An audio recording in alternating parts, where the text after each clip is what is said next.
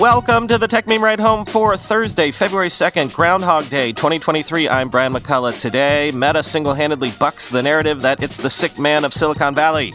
Twitter is cutting off free access to its API. ChatGPT launches an actual product. And is Bing Search getting GPT-4 in like a matter of weeks? Discord is coming to PlayStation, and the wrap-up of yesterday's Samsung event. Here's what you missed today in the world of tech. Narrative violation. Meta's stock jumped 20% this morning after reporting earnings yesterday. Yes, net income was down 55% year over year, but the family of apps daily active users were up 5% to 2.96 billion people. So on one hand, 3 billion people use their services every day. That remains incredible. And on the other hand, it's still a good business.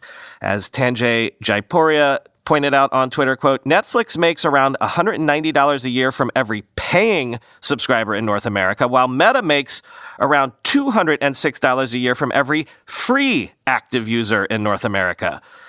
And quite frankly, on the third hand, if we had one, Meta clearly took pains to reassure investors this quarter. On the earnings call, Mark Zuckerberg said Meta's management theme for 2023 is the year of efficiency, and emphasized the company is aiming to, quote, become a leader in generative AI. They increased their share repurchase plan by about $40 billion, and as we're going to get into in a second, they signaled that they were cutting back on spending, so it was basically, look, guys, we've heard your concerns. We're cutting costs, getting leaner, and also we're sprinkling in a bit of the latest hot buzzwords like generative AI, quoting TechCrunch. In the call, Meta's chief executive called out Instagram Reels as the company's algorithmic recommendation engine as two major areas of focus in the coming months. On the whole, Zuckerberg dramatically de-emphasized the metaverse, the concept the company rebranded around in 2021 in favor of playing up Meta's trendier AI work. Facebook and Instagram are shifting from being organized solely around people and accounts you follow to increasingly showing more relevant content recommended by our AI systems, Zuckerberg said. And this covers every content format, which is something that makes our services unique, but we're especially focused on short-form video since Reels is growing so quickly, end quote. And quoting Yahoo Finance. CEO Mark Zuckerberg says the company is just beginning its cost-cutting journey, much to the delight of the Meta bulls. We closed last year with some difficult layoffs and restructuring some teams, and when we did this, I said clearly that this was the beginning of our focus on efficiency and not the end, Zuckerberg told analysts on the call. Zuckerberg added efficiency was one of his key themes for 2023 alongside capitalizing on fresh AI movement. When has he ever put efficiency ahead of innovation? Never. And the street likes it. The company then went on to slash its expense and CapEx guidance for the year by $5 billion and $4 billion, respectively. The tone change from Zuckerberg wasn't overlooked on Wall Street, which has been itching to re-engage with the stock from a long perspective. While the reduction in the expense guide was expected, the magnitude of the change was a positive surprise, Jefferies analyst and Meta bull Brent Thill wrote in a client note, end quote. Hat tip to one of my Wall Street buddies, you know who you are, who, when I pinged him yesterday to ask what he thought would happen with Meta's earnings yesterday, said they're going to rip the Band-Aid off. They're going to announce spending cuts all in one go. They're going to not kill the metaverse exactly, but they're going to demonstrate that they're not exactly some sort of fanatic about it. Dude, you called it. Worth noting that after its big declines in 2022, Meta's stock has risen more than 72% just since November 3rd, making it one of the S&P 500 index's best-performing stocks, adding more than $200 billion to its market cap. Summing up that enormous price rise you're seeing in Meta shares today, I think this might end up being their best single day ever on the public markets. What you're seeing is Wall Street breathing a sigh of relief that, for now at least, Zuck seems to be willing to whisper about the metaverse, not so much shout about it.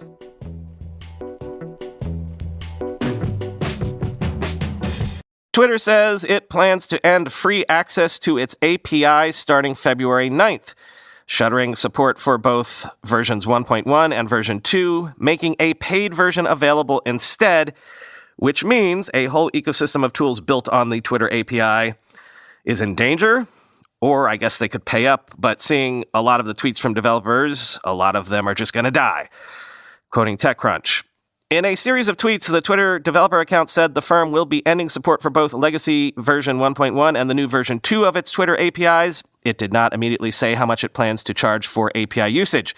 The move follows Twitter abruptly changing its terms on its API in recent weeks. That was used by many popular Twitter clients such as Tweetbot and Twitterrific. Most third-party Twitter apps have shut down their mobile apps. In the aftermath of the recent changes that saw Twitter shut third-party clients, many other app developers had grown cautious about the ways they advanced development atop the Twitter API. This new move might leave some developers to either abandon their products or pass on the cost to their customers. Thousands of developers use the Twitter API for scores of things such as tracking changes among Twitter accounts and offering alerts. These are fun side projects for people who might not be willing to pay fees for something that they themselves are not monetizing. Then there is another specific user base of the Twitter API, researchers. Twitter's new announcement might impact research in different areas, including hate speech and online abuse. Universities often use Twitter to study human behavior in different regions. Putting a cap on free API usage could also stop firms working around detecting the spread of misinformation on Twitter itself, end quote.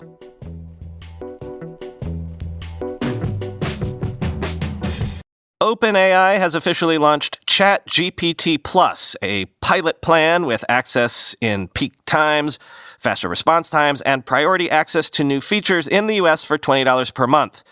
We'll get to it in a second, but that faster response time thing is maybe one of the keys here. Quoting TechCrunch, the free ChatGPT tier is here to stay. It's not going away. But as for ChatGPT Plus, it's only available to customers in the US at the moment. OpenAI says it'll begin the process of inviting people from its waitlist in the coming months and look to expand Plus to additional countries and regions soon, end quote. A UBS study came out yesterday claiming ChatGPT has reached around 100 million monthly active users with around 13 million daily unique visitors in the month of January, a mere 2 months after launching, therefore becoming the fastest growing consumer app ever. So that should go some ways to explaining all the excitement around this, especially among investors.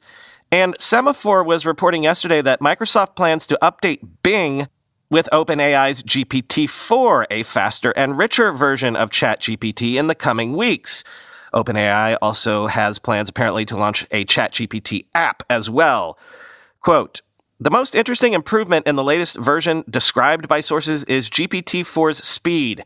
Right now, it can take a while, sometimes minutes in my experience, for ChatGPT to answer. One of the least appreciated innovations of ChatGPT is what happens on the server every time someone enters a query.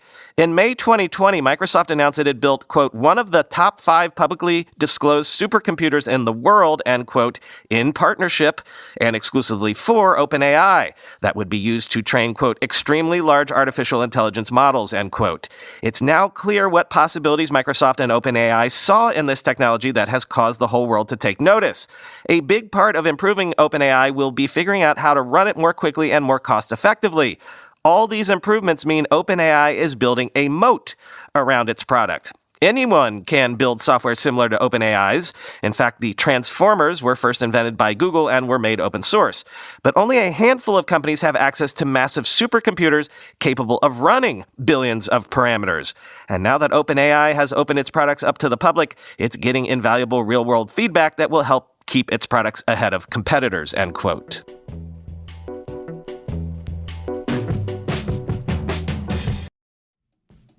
Remember my gadget obsession? Well, I told you it's gotten way more affordable ever since I started using Upside, my new favorite way to save money. Upside is an incredible app for anyone who buys gas, groceries, dines out, or dines out on buying gadgets. With Upside, I get cash back on every purchase that I can use to fund my gadget habit. This can help you actually offset the effects of inflation. It's super easy to use. To get started, download the free Upside app, use my promo code RIDEHOME, and get an extra 25 cents back for every gallon on your first tank of gas. Next, claim an offer for whatever you're buying on Upside. Then pay as usual with a credit or debit card. Follow the steps in the app and get paid. In comparison to credit card rewards or loyalty programs, you can earn 3 times more cash back with Upside. So I'm using the money I save to plow back into my gadget habit. Plus, Upside doesn't sell your personal information to third parties. They know that your information is a vital part of their trusted relationship with you. So download the free Upside app and use promo code RIDEHOME to get an extra 25 cents back for every gallon on your first tank of gas. That's an extra 25 cents back for every gallon on your first tank of gas using promo code RIDEHOME.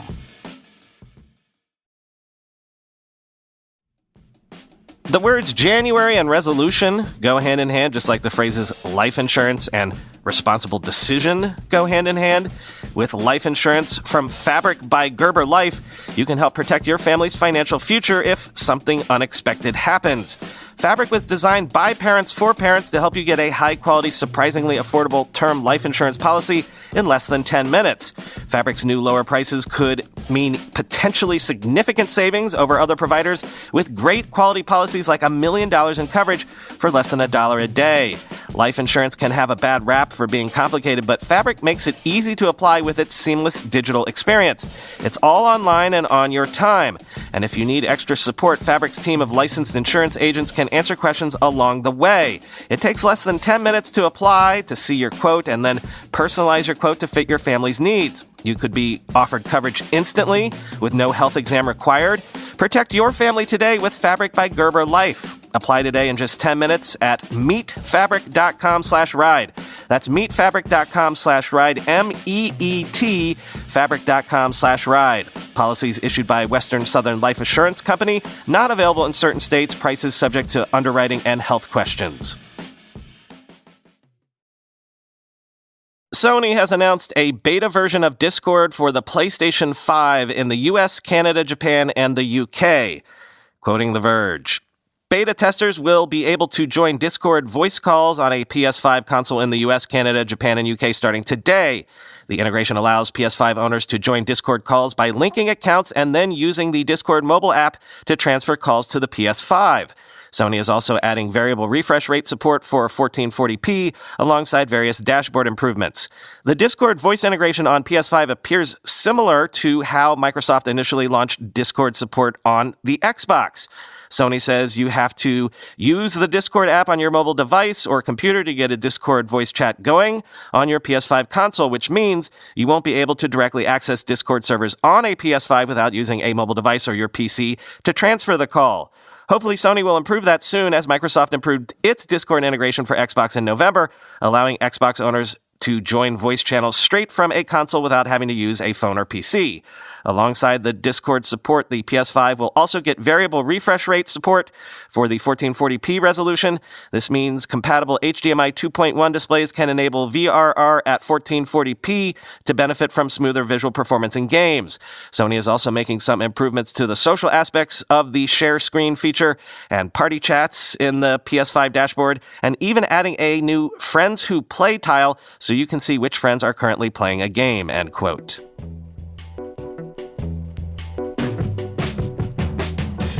Called it. Netflix says U.S. password sharing rules haven't been set in stone yet, and in fact, removed the rules I read you yesterday, at least some of them, from its U.S. help page, especially the ones saying users must connect to a primary Wi-Fi device every 31 days. Quoting The Verge, the currently available U.S. support page about what Netflix considers a household is vastly different from the pages in Costa Rica, Chile, and Peru. On the U.S. page, the company only describes its idea of a household as, quote, people who live in the same location with the account owner, end quote.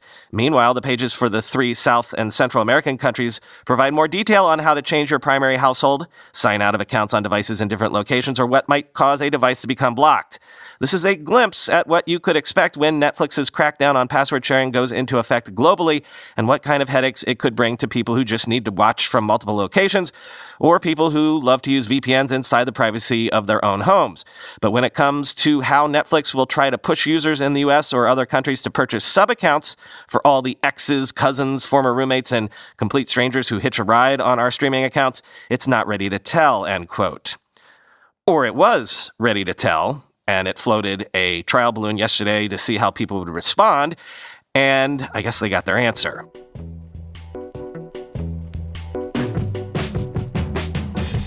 The information is reporting that after a splashy launch, sources are saying Amazon Prime Air has made drone deliveries to less than 10 houses. in the days between December 29th and mid-January. Not a lot, right? Why? Quote, despite what Amazon has said publicly about regulatory approvals for the drone effort, the Federal Aviation Administration is blocking Amazon's drones from flying over roads or people without case-by-case permission, according to federal records. That has severely limited the number of homes they can reach in the two towns that are currently being tested, Lockford, California, and College Station, Texas. Amazon had asked the FAA to loosen those safety restrictions, but the agency issued a new set of rules late last year that rejected many of the company's requests. While many of Prime Air's missed milestones and safety incidents over the years have been well documented, the restrictions that continue to kneecap Prime Air's expansion plans have not been previously reported. A person with direct knowledge of Amazon's operations in Lockford said they were only aware of 2 households having received a total of 3 deliveries between them as of mid-January. In College Station, delivery numbers were similarly limited by the FAA restrictions, with around 5 households having received deliveries by the middle of last month. One person who worked on the site estimated. Insider reported earlier on Wednesday that only 2 customers had been onboarded to the delivery program in Lockford. Amazon's drones have flown several hundred flights at the 2 locations since the fall, but nearly all of those have been maintenance flights in which its drones flew on its own property where they completed tasks such as delivering dummy packages to people who worked on the project, said, end quote.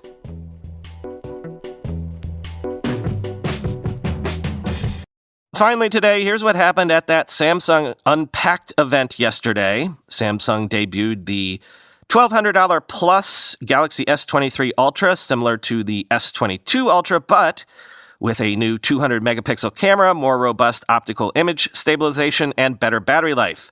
On the lower and medium end, the 6.1-inch Galaxy S23 comes in at around $800, and the 6.6-inch Galaxy S23 Plus starts at $1,000, all with better selfie cameras and Snapdragon 8 Gen 2 chips. All this is shipping on February 17th. Back to the high end, though, back to the Ultra. Quoting The Verge, the Samsung Galaxy S23 Ultra is an S22 Ultra with an extra layer of polish, figuratively speaking. Compared to the outgoing model, it comes with an updated processor, a new 200-megapixel main camera sensor, and a tweak to the form factor. The built-in S Pen is still here naturally, and thankfully the price hasn't inflated. In fact, the starting price of $1,199.99 now comes with 256 gigabytes of storage, double last year's base model. It's a little extra shine on what was already Samsung's star smartphone. The high-res camera is the big story on the S23 Ultra, making the jump from 108 megapixels to 200 megapixels this year. That doesn't mean you'll be taking 200-megapixel photos with it. Most of the time, it bins 16 pixels together to improve light gathering and spits out a much more manageable 12-megapixel image. You can take a 200 or 50-megapixel image, but most of us aren't making wall-size prints of our photos and don't need that kind of resolution. Samsung also claims that the main camera's optical image stabilization is more robust this year, correcting for 3 degrees of shake versus 1.5. The S23 Ultra's screen specs are unchanged. It still offers a huge 6.8-inch OLED with a 120Hz top refresh rate and 1440p resolution. But there's a couple of subtle changes you can't see from the surface. The first is that the display itself includes more battery-efficient materials. Samsung has also taken its Vision Booster tone mapping a step further. It doesn't just optimize the screen for viewing in very bright light. It now adapts to a wider range of lighting conditions throughout the day. Samsung credits this smarter screen with some battery performance improvements. The S23 Ultra also features a very slight exterior redesign. The long edges of the phone are slightly less curved, so there's more of a flat surface to grip when you're holding the device. The back panel and the screen also curve around the sides a bit less, so you might be less likely to run your S Pen off the edge of the device, which tended to happen with the more rounded design, end quote. So, largely spec bumps, chip bumps, battery improvements, camera embiggerments, but, just solid updates, nothing revolutionary. Samsung also refreshed its Galaxy Book lineup, adding the Galaxy Book 3 Ultra with a 16-inch 120Hz 3K display and NVIDIA's RTX 4050 or 4070 coming February 17th from $2,400. So again, improvements to an already impressive laptop lineup.